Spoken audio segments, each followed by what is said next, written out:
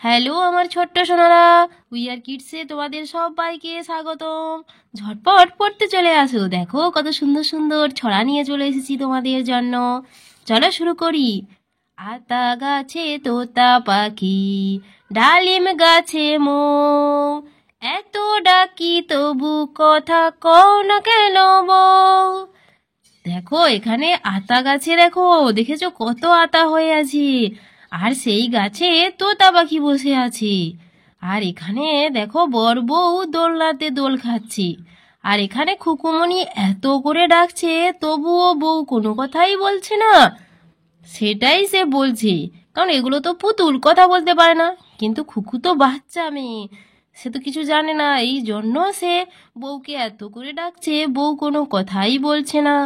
দেখেছো এখানে কত সুন্দর সুন্দর ফুল গাছ হয়ে আছে খুকুদের বাগানে। চলো এরপরে কি আছে।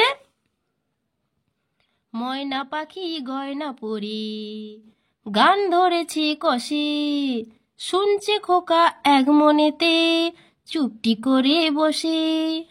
দেখো এখানে ময়না পাখি গান ধরেছে, আর খোকন চুপ করে বসে তার গান শুনছে।